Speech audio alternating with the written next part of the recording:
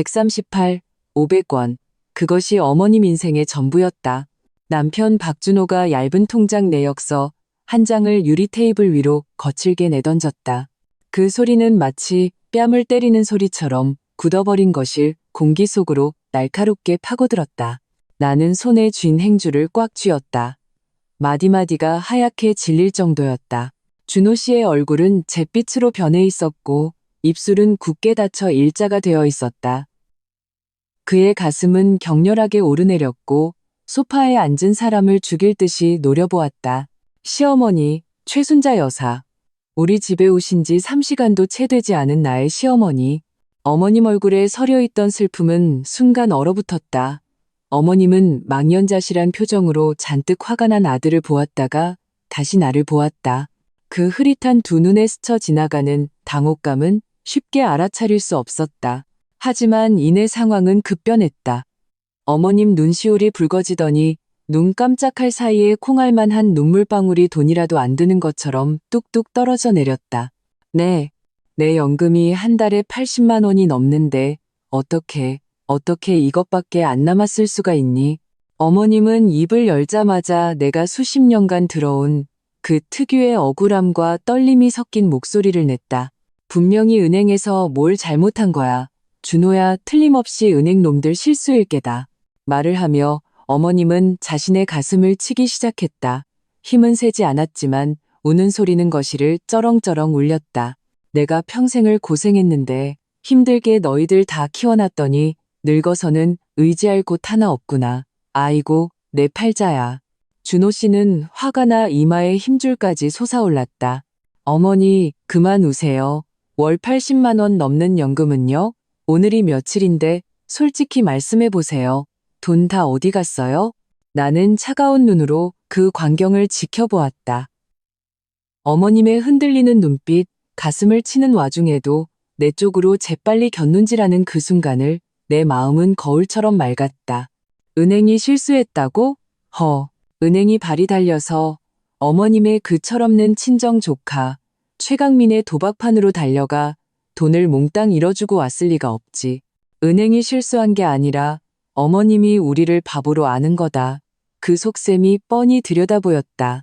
나는 속으로 되뇌었지만 입 밖으로는 한마디도 꺼내지 않았다. 지금은 박준호의 무대였다. 어머니, 말씀해보세요. 돈 어디 있냐고요? 준호 씨는 실망 가득한 목소리로 계속 추궁했다. 어머님은 대답 없이 그저 울기만 했다. 팔자가 기구하네. 돌봐주는 사람 없네. 아들 잘못 키웠네 하는 말만 반복할 뿐이었다. 거실 분위기는 물이라도 짜낼 수 있을 만큼 무겁게 가라앉았다. 딸 민지가 어쩔 줄 몰라 하며 옆에 서서 잔뜩 화가 난 아빠와 한창 연기 중인 할머니를 번갈아 쳐다보았다. 준호 씨는 거실을 이리저리 서성였다. 이마에 힘줄이 마치 땅을 뚫고 나올 지렁이 두 마리처럼 꿈틀거렸다. 그는 갑자기 걸음을 멈추고 여전히 훌쩍이는 어머님을 향해 이를 악물고 한마디 뱉었다. 어머니, 이렇게는 못 모십니다. 이 존귀한 부처님은 제가 모실 형편이 못 됩니다. 어머님의 울음소리가 마치 전원이 끊긴 녹음기처럼 뚝 그쳤다. 어머님은 믿을 수 없다는 듯 준호 씨를 쳐다보았다. 준호 씨는 큰 결심을 한 듯 심호흡을 했다. 서연 씨도 이제 막 퇴직했고 우리도 우리 생활이 있습니다. 통장에 13만 원 남짓 남았는데 이건 어머님 한 달 약값도 안 됩니다. 일단은 누나네 집에 잠시가 계세요. 언제든 정신 차리시고 돈을 모을 수 있겠다 싶으시면 그때 다시 모셔오겠습니다. 누나, 박준희, 준호 씨의 친누나다. 어머님은 딸네 집으로 보낸다는 말을 듣자마자 마치 꼬리를 밟힌 고양이처럼 소파에서 벌떡 튀어올랐다. 박준호, 이 불효자식, 내가 널 어떻게 키웠는데. 어머님은 준호 씨의 코앞에 손가락질하며 소리쳤다. 침방울이 사방으로 튀었다. 내가 힘들게 너 하나 키웠는데 나한테 이럴 수 있어? 그러고는 총구를 돌려 나를 아그는하게 노려보았다. 이서연, 분명히 내년이 뒤에서 조종한 거지? 이 속 시커먼 것, 내 이럴 줄 알았어. 네가 나를 눈엣 가시로 여기는 거, 내가 이 집에서 며칠 편히 지내는 꼴을 못 보는 거 다 안다고. 똑똑히 들어. 나한테 숨이 붙어 있는 한 이 집은 내 마음대로 안 돼? 나는 기세등등한 어머님의 모습을 보며 오히려 마음이 완전히 차분해졌다. 어머님, 준호 씨도 다 어머님을 위해서 그런 거예요. 나는 나지막이 입을 열었다. 목소리는 크지 않았지만 충분히 또렷했다. 어머님이 자초하신 일이죠.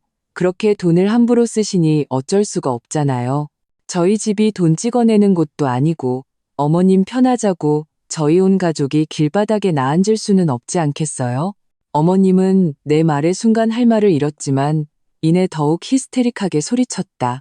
내가 내 돈 쓰는데 네가 무슨 상관이야? 아들이 부모 모시는 건 하늘의 이치라고. 하늘의 이치, 몰라?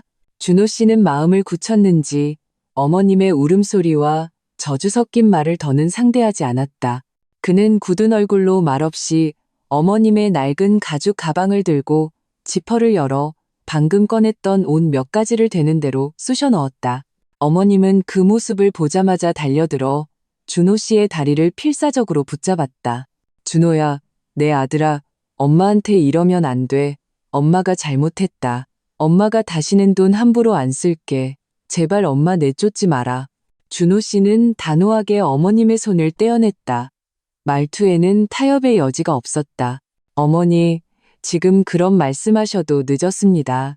일단 눈안에 가서 좀 진정하세요. 그는 가방을 번쩍 들고 어머님을 끌고 밖으로 나갔다. 어머님의 울부짖는 소리, 저주하는 소리, 그리고 준호 씨의 등을 주먹으로 치는 소리가 복도에 귀 아프게 울려 퍼졌다. 나는 문 앞에 서서 이 소란이 끝나기를 지켜보았다. 마음이 복잡했다. 해방감과 동시에 어딘가 모를 불안감이 엄습했다. 저 어르신은 절대로 만만한 분이 아니었다. 준호 씨가 어머님을 누님댁에 모셔다 드리고 돌아온 것은 깊은 밤이었다. 그는 지친 기색이 역력했다. 집에 들어오자마자 소파에 몸을 던지고 한참 동안 말이 없었다. 집 안에는 그의 무거운 숨소리만 가득했다. 내가 따뜻한 물 한 잔을 따라 건넸다. 누님 댁은 어땠어요? 준호 씨는 물을 벌컥벌컥 마시고는 가슴속의 모든 응어리를 토해내려는 듯 길게 한숨을 쉬었다. 누나가 마지못해 하긴 했는데 결국엔 어머니를 맡았어. 근데 말끝마다 불평이야. 아들이 책임 안 지고 늙은 부모를 자기한테 떠넘긴다고. 나는 그 말을 들으니 속이 더 불편해졌다. 어머님 연금은 대체 어디 간 거래요? 누님한테는 말씀하셨어요? 내가 묻자 준호 씨는 고개를 저었다. 눈에는 피로가 가득했다. 말 안 했어. 계속 울기만 했대. 우리가 불효자식이라고, 내가 어머니한테 못할 짓 했다고. 그러면서 누나도 그동안 자기한테서 받아간 게 얼만데 며칠 돌봐주는 게 당연하다고 했대. 나는 비웃었다. 당연하다고? 자기 잘못은 하나도 없다는 식이네. 누님 댁은 구도심의 낡은 주공 아파트였다. 60제곱미터도 안 되는 방 2개의 거실 하나. 어둡고 좁아서 우리 집과는 비교도 안 됐다. 뼛속까지 까다로운 어머님 성격에 그곳에서 조용히 지낼 리가 없었다. 나는 강한 예감이 들었다. 이 일은 절대 여기서 끝나지 않을 것이다. 모셔오기는 쉬워도 내보내기는 어려운 법. 그 지존보살은 어디를 가든 집안을 발칵 뒤집어 놓을 게 뻔했다. 나는 지쳐 보이는 준호 씨를 보며 더는 아무 말도 하지 않았다. 어떤 말은 길어지면 원망이 될 뿐이니까. 그날 밤 나는 잠을 설쳤다. 귀가 며칠은 조용할 거라 생각했지만 그건 그저 시어머니의 노후 봉양 대서사시의 서막에 불과했다. 진짜 연극은 이제부터 시작이었다. 어머님이 떠나고 집은 확실히 며칠간 조용했다. 나는 손님방을 대청소했다. 창문은 반짝였고 어머님이 남긴 모든 흔적과 그 희미하게 남아있던 파스 냄새까지 전부 쓸어냈다. 베란다에서 잠시 소홀했던 내 화초들도 다시 정성스러운 보살핌을 받았다.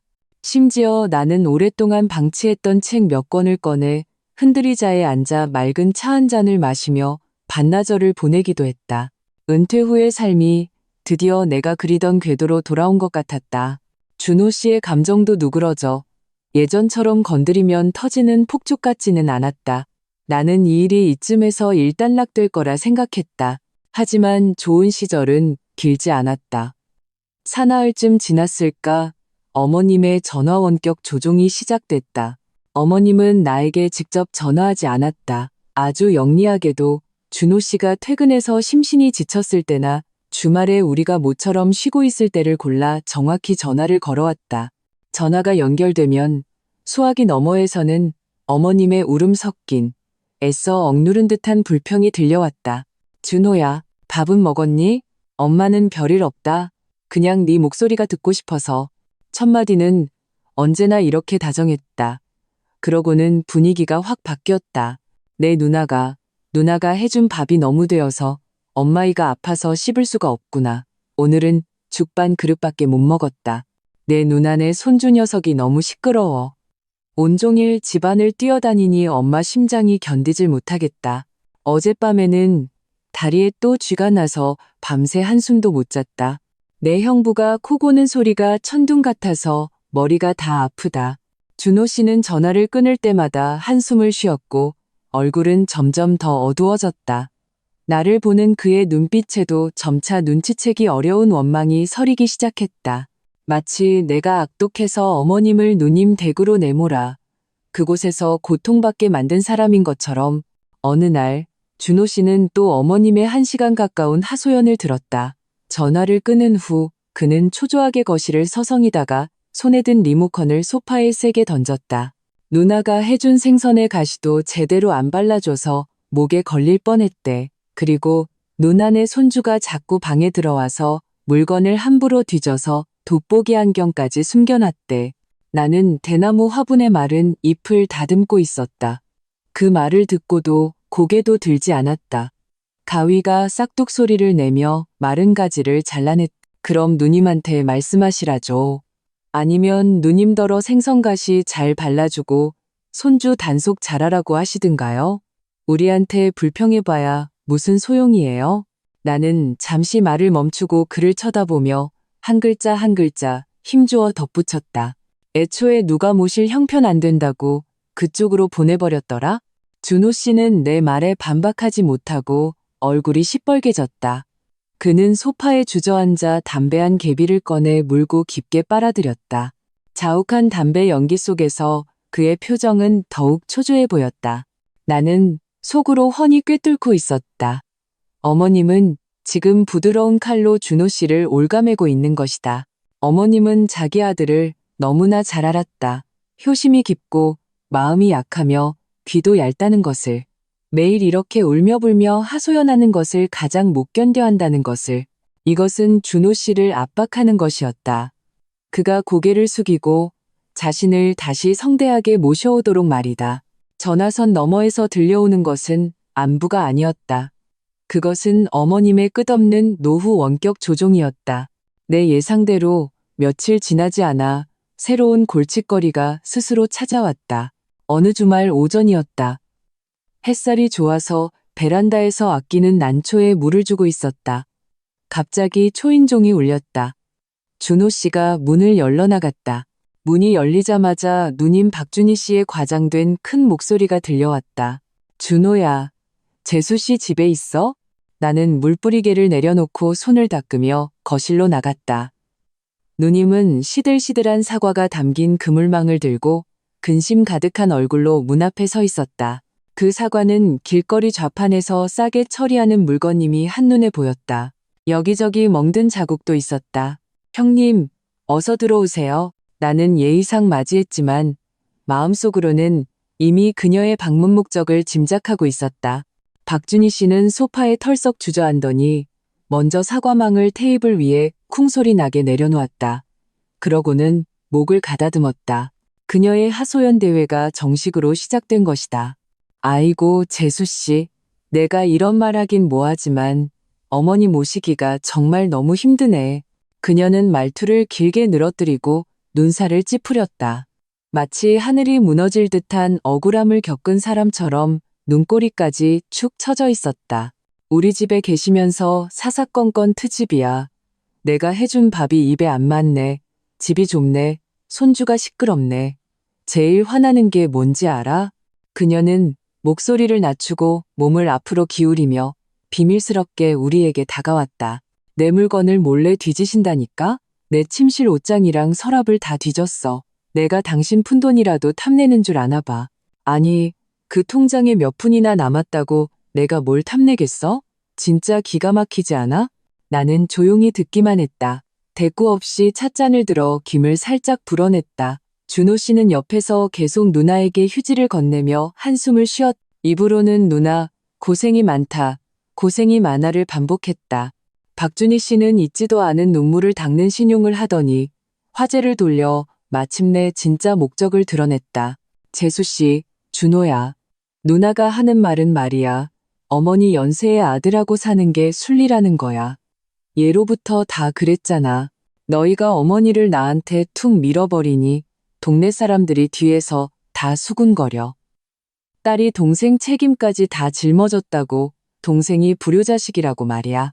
준호야, 너 이렇게 손 떼면 안 돼. 내 친어머니잖아.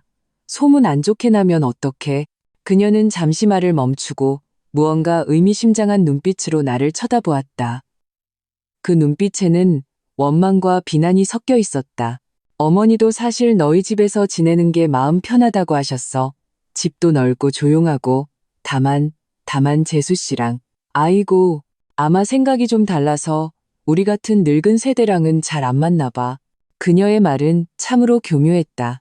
겉으로는 하소연이지만 속으로는 우리에게 압박을 가하며 어머님이라는 뜨거운 감자를 다시 떠넘기려는 속셈이었다. 게다가 교묘하게 나에게 화살을 돌려 마치 내가 어머님을 용납하지 못해 이 모든 사단을 일으킨 것처럼 암시했다. 나는 찻잔을 내려놓았다. 찻잔 바닥이 테이블에 부딪히며 맑은 탁 소리를 냈다. 형님, 나는 입을 열었다. 말투는 평온했지만 한치의 의심도 허용하지 않는 냉정함이 섞여 있었다. 어머님 통장 잔고 형님도 아시죠? 그때 준호 씨가 어머님을 형님 댁으로 모셔간 것도 통장에 10여만 원밖에 없어서 저희가 감당할 수 없었기 때문이에요. 어머님 월 80만 원 넘는 연금은 대체 다 어디로 사라진 걸까요? 형님은 저보다 더 잘 아실 텐데요. 나는 그녀의 눈을 똑바로 쳐다보며 한 글자 한 글자 물었다.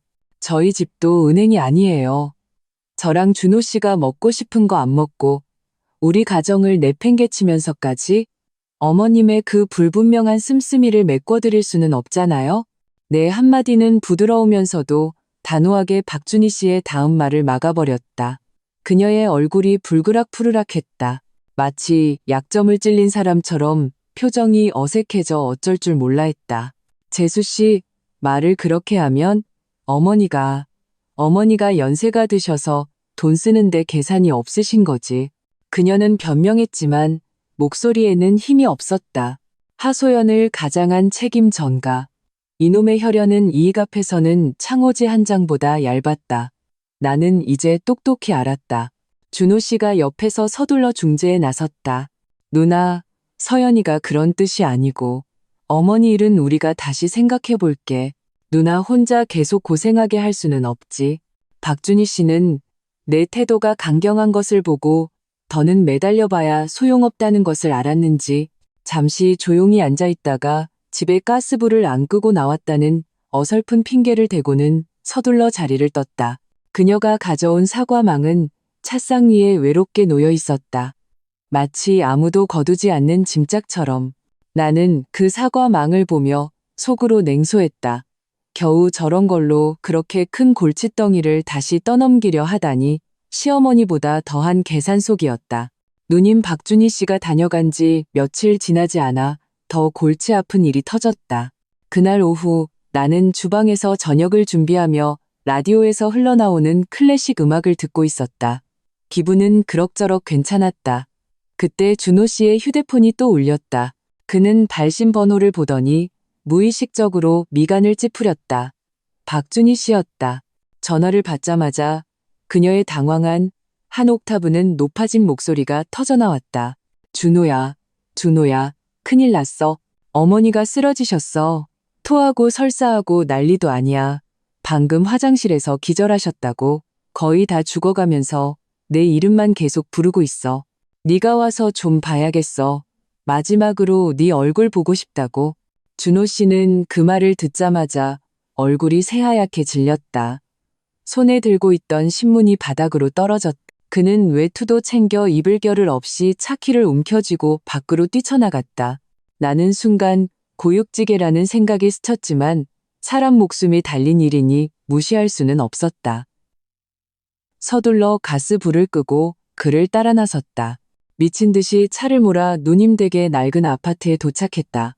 문을 열자마자 시큼한 냄새와 약 냄새가 섞인 이상한 냄새가 코를 찔렀다. 어머님은 침대에 두꺼운 이불을 덮고 누워 끙끙 앓는 소리를 내고 있었다.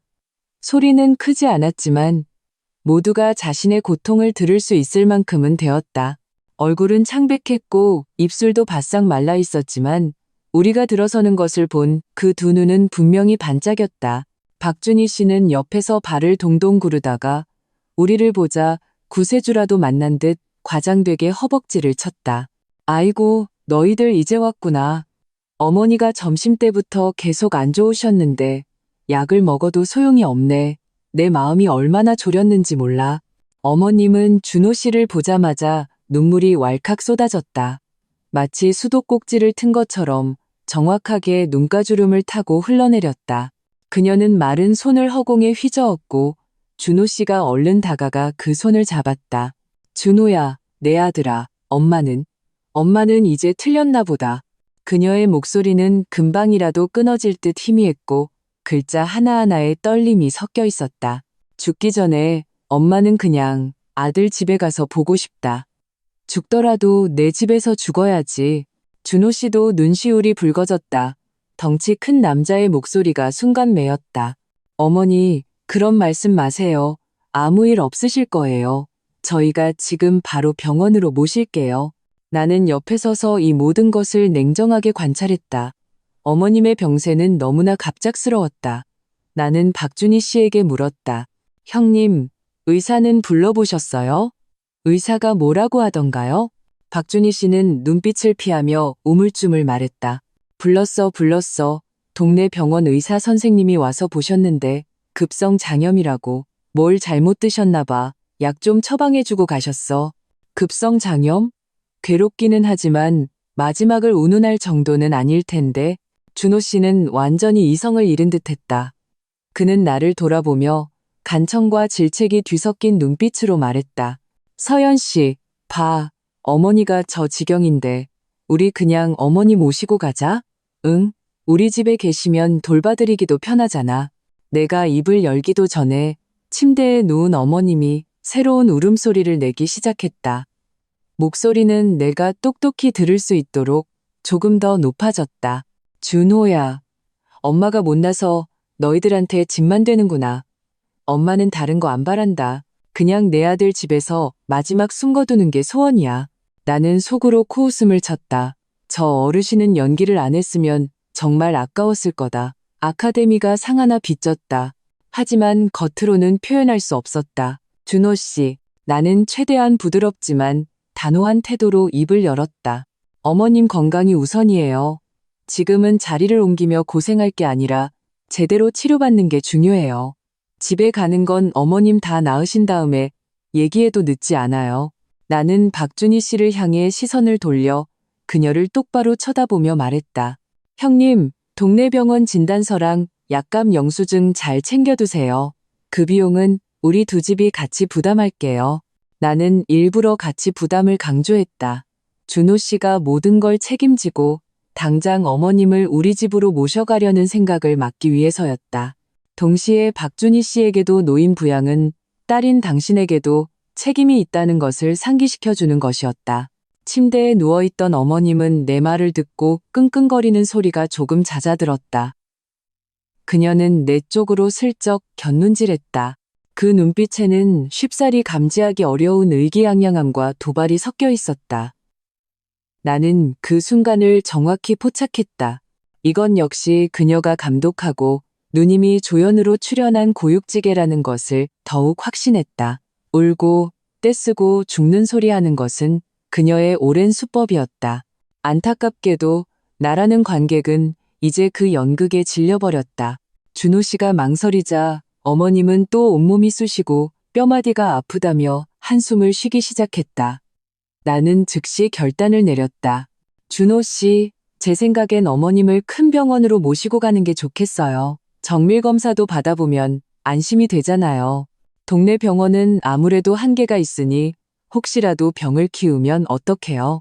내가 이 말을 한 것은 첫째는 정말로 아프시다면 병원에 가야 한다는 진심이었고, 둘째는 어머님의 꾀병을 시험해보기 위해서였다.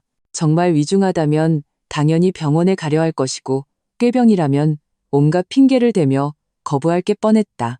역시나 어머님은 큰 병원에 가자는 말을 듣자마자 바늘에 찔린 듯 즉시 손사래를 쳤다. 아니다, 안 가. 그냥 묵은 병이 도진 거라 누워있으면 괜찮아져. 병원 가서 쓸데없이 고생하고 돈만 날릴 일 있니? 이 늙은 몸이 견디질 못해. 준호 씨는 결국 어머님의 고집을 꺾지 못했다. 그는 박준희 씨에게 잘 돌봐달라고 무슨 일 있으면 바로 전화하라고 신신당부할 뿐이었다. 떠날 때 어머님은 준호 씨의 손을 잡고 눈물을 글썽이며 놓아주지 않았다. 마치 생이별이라도 하는 연극 같았다. 누님 댁에서 나왔을 때는 이미 해가 저물고 있었다. 준호 씨는 내내 굳은 얼굴로 차를 거칠게 몰았다. 차 안의 분위기는 숨막힐 듯 무거웠다. 나는 그의 마음속 분노가 어머니와 누나 때문에 다시 불붙었고, 그 유일한 분풀이 대상이 나라는 것을 알았다. 집에 도착하자마자 문이 쾅 소리를 내며 닫혔다. 준호 씨의 억눌렸던 분노가 마침내 폭발했다. 이서연, 당신 좀 상식적으로 행동할 수 없어? 그는 나를 향해 낮게 으르렁거렸다. 눈에는 핏발이 서 있었고 마치 격분한 사자 같았다. 우리 엄마야, 내 친엄마라고. 저렇게 아파서 그 좁고 허름한 집에 누워 계시는데 며칠이라도 우리 집에 모셔오는 게 그렇게 힘들어? 당신 마음은 돌로 만들었어. 어떻게 그렇게 냉혈하냐. 내 마음속 불씨도 활활 타올랐다. 그동안의 인내와 억울함이 이 순간 한계에 다다랐다. 박준호 씨, 양심의 손을 얹고 말해요. 내 목소리도 한 옥타브 높아졌다. 나는 그의 시선을 피하지 않고 맞섰다. 저게 진짜 아픈 건지 꾀병인지 당신은 정말 모르겠어요? 아, 그 수법에 몇 년을 속았는데 아직도 정신을 못 차려요? 급성 장염으로 죽을 지경이라고요? 당신 지난번에 급성 장염 걸렸을 때 다음 날 멀쩡히 회사 가서 회의했던 건 어떻게 기억이 안 나시나? 나는 한 걸음 다가서며 그를 쏘아붙였다. 그리고 잊지 마요. 어머님이 예전에 나한테 어떻게 했는지, 내가 산후조리할 때 어떻게 해주셨는지, 민지 어릴 때 단 하루라도 돌봐준 적 있어요? 이제 늙어서 연극 한 번 하니까 다 잊었어요? 당신의 그 대단한 효심만 남고 당신 양심은 어디 갔는데요? 내 연속적인 질문은 기관총처럼 박준호 씨를 무너뜨렸다. 그는 입을 열어 반박하려 했지만 한마디도 하지 못했다. 내가 한 말은 전부 사실이었기 때문이다. 내가 민지를 제왕절개로 낳고 병원에 7일 입원했을 때 시어머니 최순자 여사는 귤 한 봉지를 들고 딱 한 번 찾아왔다. 10분도 채 앉아 있지 않고 가버렸다. 내가 산후조리할 때는 단 한 번도 우리 집에 발을 들인 적이 없었다. 이유는 옛날 법도에 며느리가 산후조리할 때 시어머니가 집에 들어가면 부정을 탄다는 것이었다. 웃기는 건 그녀는 돌아서서 바로 누님 댁으로 가한 달 동안 손주를 돌봐줬다는 사실이다. 이 모든 것을 준호 씨도 알고 있었다. 다만 그는 수년간 갈등을 피하고 나에게 참으라고 하는데 익숙해져 있었을 뿐이다. 그건 다 지난 일이잖아. 그는 기어들어 가는 목소리로 변명했다. 어머니도 이제 연세가 드셔서 예전하고는 다르다고. 네, 연세 드셔서 사람 속이는 재주는 더 느셨죠. 나는 냉소했다. 박준호 씨, 똑똑히 말해둘게요. 어머님 모셔오고 싶으면 좋아요. 첫째, 그 80만 원 넘는 연금이 어디로 갔는지 낱낱이 밝혀내세요. 단돈 10원도 흐지부지 넘어가면 안 돼요. 둘째, 다시는 그 밑 빠진 독 같은 조카 최강민에게 단 한 푼도 주지 않겠다는 각서를 쓰게 하세요. 셋째, 저와 민지에게 사과하게 하세요. 예전에 그 남아선호사상 발언과 행동들, 제가 산후조리할 때 냉대했던 것에 대해 정중하게 사과하라고요. 이 세 가지를 할 수 있다면 저 두말 없이 직접 가서 어머님 모셔와서 친어머니처럼 모실게요. 만약 못한다면 미안하지만 효도하고 싶은 사람이나 실컷 하라죠. 나까지 끌어들이지 말고요. 나는 단숨에 말을 쏟아냈다.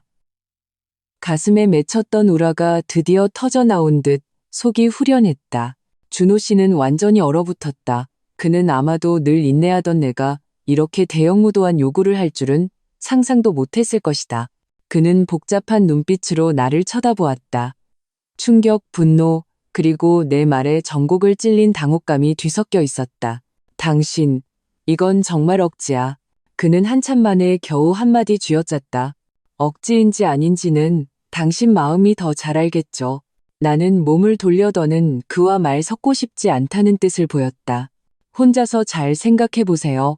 그날 밤 우리는 각방을 썼다. 결혼 30년 만에 처음 있는 일이었다. 손님방 침대에 누워 창밖의 달빛을 보며 뜬 눈으로 밤을 지새웠다. 나는 이 전쟁이 이제 막 시작되었음을 알았다. 그리고 나는 절대로 물러서지 않을 것이다. 다음 날 나와 준호 씨의 냉전은 계속되었다. 집은 무서울 정도로 조용했고 간혹 식기가 부딪히는 소리만 들릴 뿐이었다. 그가 출근하면 나는 장을 보러 나갔다. 우리는 한 지붕 아래 사는 낯선 사람처럼 서로를 외면했다. 나는 준호 씨가 지금 나를 이해할 수 없고 잔인하다고 생각할 것을 알았다. 하지만 이번만큼은 가정의 화목을 위해 타협하고 물러설 수 없다는 것을 더 잘 알았다. 어떤 선은 한 번 무너지면 다시는 지킬 수 없는 법이다. 나의 은퇴 후 삶은 나 자신을 위한 것이지 누군가의 공짜 보모가 되거나 밑빠진 독에 물을 붓기 위한 것이 아니었다. 점심을 막 먹었을 때 딸 민지에게서 전화가 왔다. 엄마, 아빠랑 무슨 일 있었어? 오늘 오전 내내 회사에서 얼굴이 굳어 있어서 누가 말 걸어도 대꾸도 안 하셔. 나는 한숨을 쉬고 어젯밤의 일을 민지에게 간단히 설명했다. 수화기 너머에서 민지는 잠시 침묵했다. 엄마, 나 엄마 편이야. 딸의 말은 따뜻한 온기가 되어 순식간에 온몸으로 퍼져나갔다. 할머니, 어릴 땐 잘 몰랐지만 지금은 다 알아. 아빠는 마음이 너무 약해서 할머니한테 꼼짝 못하는 거야. 민지의 목소리는 단호했다. 엄마가 제시한 3가지 조건 하나도 과하지 않아. 원래 그렇게 했어야 해. 엄마, 마음 약해지지 마. 이번에는 꼭 버텨야 해. 아빠랑은 일단 말하지 말고 혼자 생각할 시간을 줘. 내가 방법을 찾아볼게. 전화를 끊고 나니 마음이 한결로였다. 딸 하나는 정말 잘 키웠다. 오후에 책을 읽고 있는데 휴대폰이 갑자기 울렸다. 모르는 번호였다. 잠시 망설이다가 전화를 받았다. 여보세요? 준호 씨 댁이죠? 수화기 너머에서 조금 귀에 익은 여자의 목소리가 들려왔다. 저는 어머님 댁이웃 왕 아주머니예요. 왕 아주머니. 나는 즉시 기억해냈다. 시어머니 댁 맞은편에 사는 꽤 친절한 아주머니였다. 아, 아주머니, 안녕하세요. 무슨 일이세요? 나는 정중하게 물었다. 아이고, 서연 씨, 내가 정말 보다 못해서 전화를 했어요. 왕 아주머니의 목소리는 누가 들을까봐 잔뜩 낮춰져 있었다. 댁의 시어머니 조카, 그 최강민이라는 놈 말이야. 아주 인간말종이야. 나는 마음이 철렁 내려앉아 즉시 몸을 바로 세웠다. 아주머니, 천천히 말씀해 보세요. 무슨 일인데요? 무슨 일이긴 도박꾼이지? 왕 아주머니의 말투에는 경멸이 가득했다. 며칠 전에 어머님이 따님 댁으로 가셨잖아? 그랬더니 그 최강민이라는 놈이 그날 밤에 이상한 놈들 잔뜩 데리고 와서 어머님 댁에서 밤새도록 고스톱을 쳤어. 온 집안이 담배 연기로 자욱하고 우리 동네 전체가 다 시끄러웠다고. 어머님 얼굴 봐서 참았지. 아니었으면 벌써 경찰에 신고했어. 오늘 아침에 장 보러 나가는데 그놈이 어머님 댁에서 쭈뼛거리면서 나오는 걸 봤어. 손에는 무슨 자루 같은 걸 들고 있던데 뭐가 들었는지는 모르겠고. 왕 아주머니는 한숨을 쉬었다. 서연 씨, 내가 진심으로 하는 말인데 댁의 시어머니는 마음이 온통 친정 쪽에 가 있어. 정신 바짝 차려야 해. 당신이랑 준호 씨가 힘들게 번 돈 다 허공에 날리지 않게 조심하라고. 전화를 끊고 나는 휴대폰을 쥔 손에 땀이 나는 것을 느꼈다. 정말 등잔 밑이 어두웠다. 최강민, 나는 즉시 민지에게 문자를 보내 왕 아주머니의 말을 전했다. 민지야, 믿을 만한 흥신소 같은데 알아봐서 최강민이라는 사람 좀 조사해 줄 수 있겠니? 특히 소비 습관이랑 도박 관련해서 돈은 엄마가 줄게. 민지에게서 곧 답장이 왔다. 딱 한 글자였다. 네. 나는 창밖을 보며 깊은 숨을 들이쉬었다. 최순자 여사, 박준희, 최강민. 그렇게 연기하는 게 좋으시다면 내가 이 무대를 더 크게 만들어 드리리다. 모든 사람이 당신들의 연극이 어떤 내용인지 똑똑히 보게 해주지. 저녁에 준호 씨가 지친 몸을 이끌고 집에 돌아왔다. 그는 나를 한번 쳐다보고 입술을 달싹이며 무언가 말하려 했지만 결국 입을 열지 않았다. 나도 그를 상대하지 않고 묵묵히 저녁 식사를 차렸다. 그때 내 휴대폰이 울렸다. 보니 누님 박준희 씨였다. 나는 스피커폰으로 바꾸고 식탁 위에 놓았다. 여보세요. 서연 씨. 박준희 씨의 목소리는 힘이 없어 보였다. 어머니가 또 식사를 안 하셔. 온몸에 기운이 하나도 없다고. 당신들 집 아래에 있는 그 오래된 설렁탕집 설렁탕이 드시고 싶대. 그녀는 잠시 말을 멈추고 말투에 힘을 주었다. 꼭 준호가 직접 사서 직접 갖다 줘야겠대. 아니면 한 숟가락도 안 드시겠다고 하시네. 내가 대답하기도 전에 준호 씨가 벌떡 일어나 외투를 집어들었다. 내가 지금 갈게. 앉아요. 나는 차갑게 말했다. 준호 씨는 걸음을 멈추고 이해할 수 없다는 듯 나를 돌아보았다. 전화기 너머에 박준희 씨도 당황했다. 재수 씨, 왜? 형님, 나는 그녀의 말을 잘랐다. 어머님이 설렁탕 드시고 싶으시면 문제 없죠. 제가 지금 바로 배달 앱으로 주문할게요. 30분 안에 도착할 거예요. 준호 씨는 하루 종일 일해서 피곤하니까 굳이 왔다 갔다 할 필요 없고요. 박준희 씨의 목소리가 순간 날카로워졌다. 이서연, 너 지금 무슨 뜻이야? 엄마가 아들 얼굴 좀 보고 싶다는데 그게 그렇게 잘못이야? 어떻게 그렇게 인정머리가 없어? 인정머리요? 나는 웃었다. 형님, 어머님이 정말 아들 얼굴이 보고 싶으신 건지 아니면 장소를 바꿔서 우리를 또 괴롭히고 싶으신 건지 형님은 정말 모르세요? 정말 힘드시고 못 모시겠으면 그것도 방법이 있죠. 우리 두 집에서 요양보호사 비용 반반씩 내서 전문 요양보호사님을 모시는 거예요. 식사부터 용변 처리까지 다 전문가에게 맡기면 우리 누구보다 더 잘 돌봐주실 텐데요. 그러면 형님도 고생 안 하고 우리도 안심하고 일석이조잖아요. 얼마나 좋아요? 내 말이 끝나자 전화기 너머는 죽음 같은 침묵에 휩싸였다. 요양보호사를 고용하면 한 달에 수백만 원이 들 텐데 그 돈을 누가 내겠는가? 그들의 속셈은 내가 공짜로 시중드는 것이었다. 이제 내가 돈을 쓰자고 하니 당연히 반대할 수밖에. 한참이 지나서야 박준희 씨가 이를 악물고 말했다. 필요 없어. 내 엄마는 내가 모실 수 있어. 그러고는 탁 소리를 내며 전화를 끊어버렸다.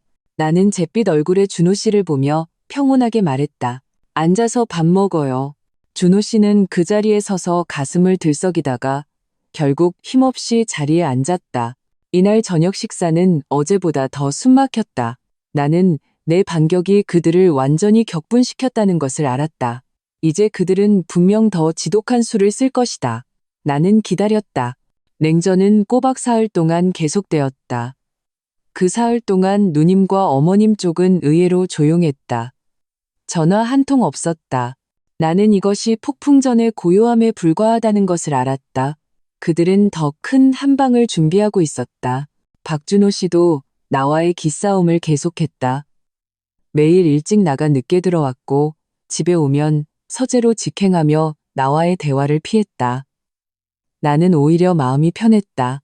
매일 책을 읽고 화초를 가꾸고 새로운 요리를 연구하며 내 작은 일상을 충실하게 꾸려나갔다. 나의 마음도 그 평온함 속에서 점점 더 단단해졌다. 나흘째 되던 날 오전에 민지에게서 사진 몇 장과 동영상 하나가 도착했다. 사진 속에는 내 철없는 조카 최강민이 있었다.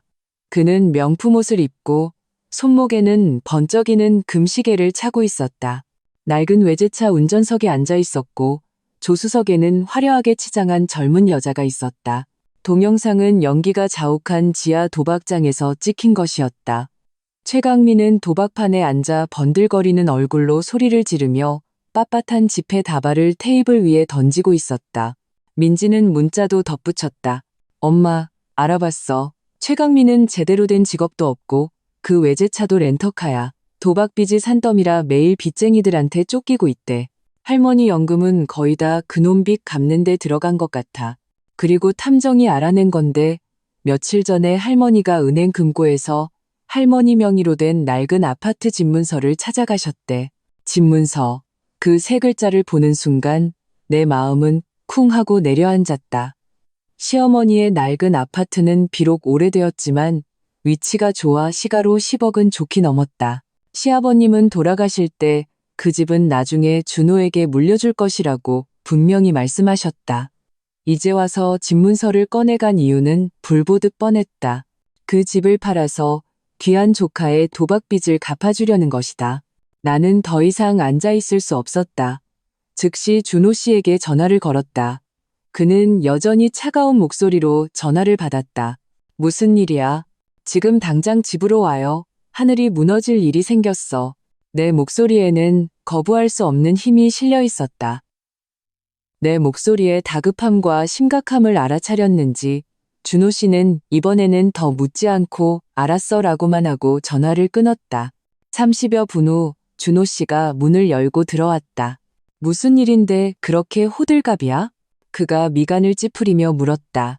나는 말없이 휴대폰을 그에게 건네고 민지가 보낸 사진과 동영상을 보여주었다. 준호 씨는 사진을 한 장 한 장 넘겨보며 얼굴이 하얗게 질렸다가 파랗게 다시 검게 변했다. 영상 속에서 눈이 벌개진 채 도박에 미쳐있는 최강민의 모습을 봤을 때 그의 손은 떨리기 시작했다. 이게 언제 일이야? 그가 쉰 목소리로 물었다. 바로 요즘 일이에요. 그리고 민지가 알아봤는데 어머님이 그 낡은 아파트 집문서를 은행에서 찾아가셨대요. 박준호 씨, 어머님이 그 집 팔아서 최강민 도박빚 갚아주려는 거예요. 그 집은 아버님이 당신한테 남겨주신 거라고요. 어머님이 팔아버리면 우린 아무것도 남지 않아요. 준호 씨는 쾅 하고 주먹으로 테이블을 내리쳤다. 찻잔이 덜컹거렸다. 이런 빌어먹을 자식.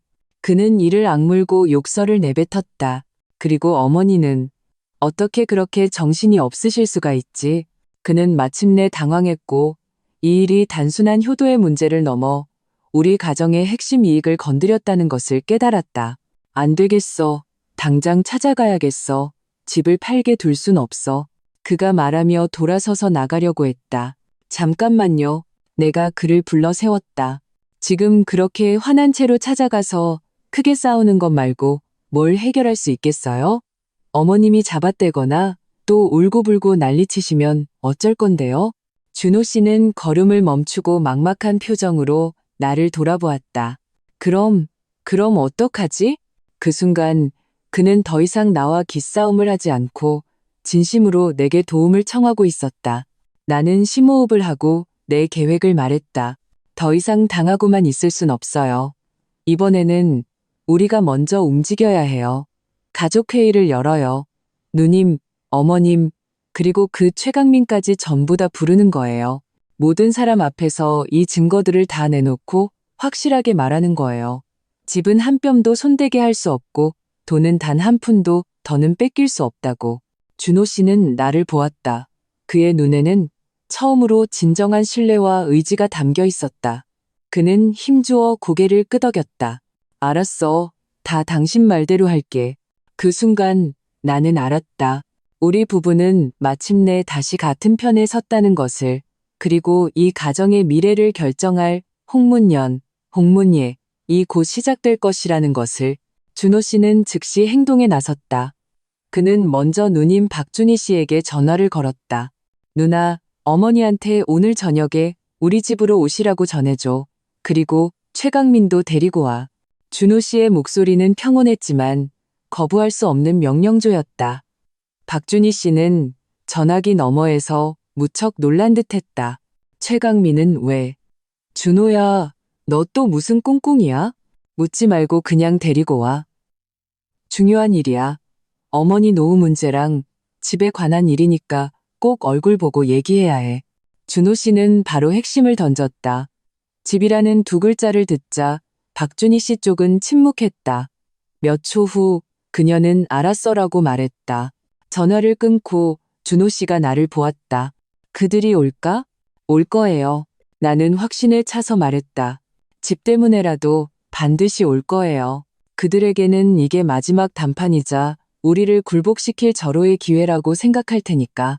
그 후 나와 준호 씨는 저녁에 홍문연을 준비하기 시작했다. 나는 민지에게 모든 증거를 3부씩 인쇄해달라고 했다. 최강민의 사진, 도박장 영상 캡처, 그리고 그가 빚더미에 앉았다는 탐정의 조사 내용까지.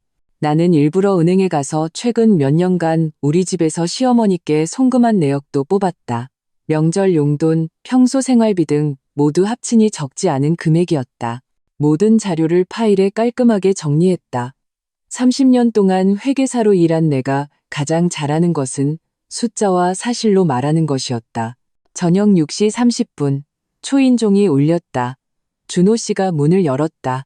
시어머니 최순자 여사는 누님 박준희 씨와 기름 바른 얼굴의 최강민에게 양쪽으로 부축을 받으며 위풍당당하게 들어섰다. 어머님의 얼굴은 여전히 창백했고 큰 병을 앓은 사람 같았지만 눈빛은 며칠 전보다 훨씬 빛났다. 승리를 앞둔 사람 특유의 광채가 돌았다. 박준희 씨는 여전히 우리가 빚이라도 진 것처럼 근심 가득한 얼굴이었고 최강민은 네가 뭘 어쩔 건데 하는 듯한 비웃음을 입가에 걸고 있었다. 마치 구경이라도 온 사람 같았다. 그들은 들어오자마자 당연하다는 듯이 소파에 주자리를 차지했다. 준호야, 이렇게 거창하게 우리를 다 부르다니 대체 무슨 일이냐? 어머님이 힘없는 목소리로 입을 열었다. 따지러 온 사람의 태도였다. 준호 씨는 나를 한번 쳐다봤고 나는 그에게 고개를 끄덕여 주었다. 그는 심호흡을 하고 테이블 앞으로 걸어가 아무런 서론 없이 파일 하나를 열어 그 안의 내용물을 테이블 위에 쏟아냈다. 사진, 영상 캡처, 문서 자료들이 흩어졌다. 어머니, 누나, 최강민, 너희들 먼저 이것 좀 봐. 최강민의 얼굴은 그 사진과 영상 캡처를 보는 순간 샤하고 변했다.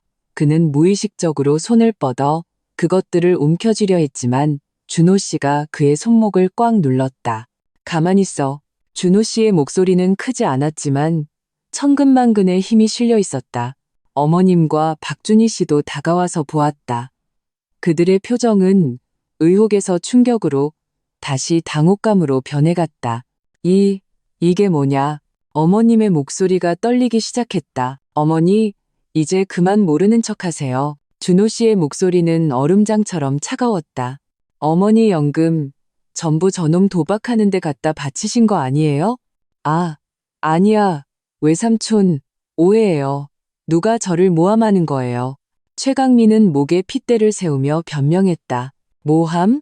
나는 냉소하며 일어섰다. 나는 최강민 앞으로 걸어가 그가 외제차에 앉아있는 사진을 집어들었다. 이 차, 렌터카지? 하루 렌트비가 80만 원이라던데 직업도 없는 네가 무슨 돈으로 이런 좋은 차를 빌렸을까? 그리고 이 금시계 어디서 많이 본 것 같네. 돌아가신 우리 아버님 시계랑 참 닮았는데? 어머님의 얼굴이 순간 새하얗게 질렸다. 그 시계는 분명 시아버님의 유품이었다. 얼마 전 어머님이 술이 맡긴다고 가져가신 후로 다시는 본 적이 없었다. 너 헛소리 마. 최강민은 여전히 발뺌했다. 내가 헛소리 하는지 아닌지는 경찰 불러서 조사해보면 금방 알겠지. 나는 휴대폰을 꺼내 신고하는 척했다. 안 돼. 어머님이 비명을 지르며 내 손을 덥석 잡았다. 그녀는 마침내 더 이상 연기할 수 없었다. 서연아, 준호야, 경찰만은 부르지 마라. 강민이가 잠시 철이 없어서 그런 거야. 이미 잘못했다고 하고 있어. 참으로 대단한 잠시 철이 없는 행동이네요. 준호 씨는 분노로 온몸을 떨었다. 어머니, 저놈이 어머니 노후 자금을 다 빼돌려서 도박했는데 아직도 저놈 편을 드세요? 내 친조카야. 하나뿐인 조카인데 내가 감싸지 그럼 누굴 감싸? 어머님은 오히려 당당하게 소리쳤다. 그럼 저는요?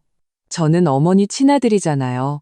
준호 씨의 목소리에는 고통과 실망이 가득했다. 이 배은망덕한 것. 박준희 씨도 끼어들어 내 코앞에 손가락질하며 욕했다. 이서연, 분명히 또 네가 뒤에서 수작 부린 거지? 우리 집안일에 어디 외부인이 끼어들어. 형님, 일단 욕부터 하지 마시고요. 나는 손에 든 다른 파일을 흔들었다. 이 안에는 최근 5년간 저희 집에서 어머님께 송금한 모든 기록이 있어요. 총 360만 원이네요. 그리고 어머님 명의의 그 낡은 아파트, 집문서는 이미 어머님이 찾아가셨죠. 제가 묻고 싶은 건 이 집 팔아서 이 잠시철이 없었던 최강민 씨의 도박 빚을 갚아줄 계획이셨냐는 거예요. 내 말이 끝나자 거실의 모든 사람이 조용해졌다. 최강민은 고개를 숙이고 우리를 쳐다보지 못했다. 박준희 씨의 얼굴은 불그락푸르락했다. 그리고 어머님은 마치 모든 기력을 잃은 듯 소파에 주저앉아 입술만 떨 뿐 한마디도 하지 못했다. 증거는 명백했고 그들의 거짓말은 바닥을 드러냈다. 그 모든 위장과 거짓이 이 순간 나에 의해 산산조각 났다. 잿빛 얼굴의 세 사람을 보며 내 마음에는 어떤 통쾌함도 없었다. 깊은 피로감만 밀려왔다. 이소라는 이제 끝내야 할 때였다. 어머니, 나는 시어머니를 보며 평온하지만 단호한 목소리로 말했다. 오늘 이렇게 다 터놓고 얘기하는 건 이 일을 마무리 짓기 위해서예요. 첫째, 어머님 연금 통장은 다음 달부터 저희가 관리하겠습니다. 매달 용돈으로 50만 원씩 드릴게요. 나머지 돈은 저희가 어머님 노후와 의료비로 따로 저축해 두겠습니다. 둘째, 최강민과는 모든 경제적 관계를 끊으셔야 합니다. 앞으로 그가 단돈 10원이라도 달라고 하면 저희는 절대 관여하지 않겠습니다. 그가 진 도박빚도 스스로 해결하게 하세요. 셋째, 그리고 가장 중요한 겁니다. 나는 잠시 말을 멈추고 한 글자 한 글자 힘주어 말했. 낡은 아파트 집문서 내일 당장 저희에게 넘기세요. 저와 준호 씨가 은행에 가서 다시 금고에 넣겠습니다. 그 집은 아버님이 준호 씨에게 남기신 유산이자 우리 가족의 뿌리입니다. 누구도 그 집에 손댈 생각 마세요. 내 말이 끝나자 거실은 쥐죽은 듯 조용했다. 어머님은 입술을 한참 떨다가 겨우 한마디 쥐어짰다. 너는 지금 내 숨통을 끊겠다는 거냐? 어머니, 저희는 어머니 숨통을 끊으려는 게 아니라 어머니를 살리려는 겁니다. 준호 씨가 마침내 입을 열었다. 그의 목소리는 쉬어 있었지만 흔들림 없는 결의가 담겨 있었다. 어머니가 계속 이렇게 정신 못 차리시면 어머니 노후뿐만 아니라 우리 집안 전체가 어머니와 최강민 때문에 무너지고 말 겁니다. 외삼촌, 외숙모, 제가 잘못했습니다. 침묵하던 최강민이 갑자기 쿵 소리를 내며 무릎을 꿇었다. 그는 눈물 콧물을 범벅으로 흘리며 애원했다. 다 제 잘못입니다. 제가 귀신에 씌었나 봅니다. 고모님께 죄송하고 두 분께도 정말 죄송합니다. 맹세합니다. 다시는 도박 안 하겠습니다. 정말 사람답게 살겠습니다. 그는 말하며 자신의 뺨을 세게 때렸다. 짝짝 소리가 울려 퍼졌다. 또 다른 고육지계였다. 나는 차가운 눈으로 그를 보며 미동도 하지 않았다. 3살 버릇 80까지 간다고 뼛속까지 썩은 도박꾼이 맹세 몇 마디와 뺨 몇 대로 변할 리가 없었다. 준호 씨도 이제 정신을 차린 듯했다. 그는 최강민을 보며 동정심 없는 눈빛으로 말했다. 내 맹세는 한 푼의 가치도 없어. 오늘부터 우리 집은 너를 환영하지 않는다. 다시는 찾아오지 마. 내 빚은 네가 알아서 해결해. 최강민은 얼어붙었다. 그는 늘 만만하게 보던 외삼촌이 이렇게까지 냉정하게 변할 줄은 몰랐을 것이다. 박준희 씨가 무언가 말하려 했지만 준호 씨의 눈빛 한 번에 입을 다물었다. 결국 이 홍문연은 우리의 완벽한 승리로 끝났다. 어머님은 넋이 나간 채 박준희 씨의 부축을 받으며 떠났고 최강민도 상갓집 개처럼 꼬리를 내리고 그 뒤를 따랐다. 떠나기 전 어머님은 붉은색 집문서를 현관 신발장 위에 올려놓았다. 그녀는 나를 보지도 준호 씨를 보지도 않았다. 마치 순식간에 10년은 늙어버린 듯했다. 문이 닫히고 준호 씨가 내 곁으로 다가와 나를 꽉 안아주었다. 서연아, 미안해. 그의 목소리에는 깊은 미안함과 피로가 섞여 있었다. 그동안 당신 혼자 힘들게 해서 정말 미안해. 나는 그의 어깨에 기댔다. 팽팽하게 긴장했던 신경이 드디어 풀리면서 눈물이 렴부주 흘러내렸다. 이 싸움에서 나는 이겼다. 나는 우리 가정을 지켰을 뿐만 아니라 남편의 이해와 존중도 되찾았다. 다음 날, 나와 준호 씨는 함께 은행에 가서 집문서를 다시 금고에 넣었다. 어머님 쪽에서는 박준희 씨에게서 전화가 왔다. 병세가 더 심해져서 완전히 몸져 누우셨다고 했다. 준호 씨가 나에게 어떻게 하면 좋겠냐고 물었다. 나는 요양보호사를 부르자고 했다. 비용은 두 집에서 반반씩 부담하기로 결국 그들도 동의했다. 우리는 경험 많은 입주 요양보호사를 구해 누님 댁으로 보내 어머님을 돌보게 했다. 연금 통장도 순조롭게 우리 손에 들어왔다. 나는 매달 정해진 날에 용돈 50만 원을 요양보호사에게 보내 어머님께 드리도록 했고 나머지 돈은 따로 계좌를 만들어 차곡차곡 모았다. 시어머니의 전화 괴롭힘도 친척들의 무리한 요구도 사라졌다. 나의 은퇴 생활이 드디어 진정으로 시작된 것이다. 준호 씨도 다른 사람처럼 변했다. 퇴근하면 집에 와서 나와 함께 산책하고 이야기를 나눴다. 주말에는 같이 화훼시장에 가고 도서관에 가고 음악회에도 갔다. 우리는 다음 달에 떠날 장거리 여행 계획도 함께 세웠다. 베란다의 난초는 유난히 활짝 피었다. 햇살이 창문을 통해 거실로 쏟아져 들어와 따뜻하고 밝았다. 나는 흔들의자에 앉아 책을 들고 있고 옆에는 준호 씨가 타준 맑은 차가 놓여 있었다. 세월 정오, 쇠유징하오. 세월은 고요하고 아름답다. 이 네 글자의 의미를 나는 이 순간 비로소 진정으로 느낄 수 있었다. 인생이 언제나 순탄하지만은 않다는 것을 안다. 하지만 나는 한 가지 진리를 깨달았다. 행복과 평안은 양보와 타협으로 얻어지는 것이 아니라 자신의 지혜와 원칙, 그리고 용기로 쟁취하고 지켜내는 것이라는 것을. 나의 남은 인생은 이제 막 시작되었다. 이번에는 나 자신을 위해 살 것이다.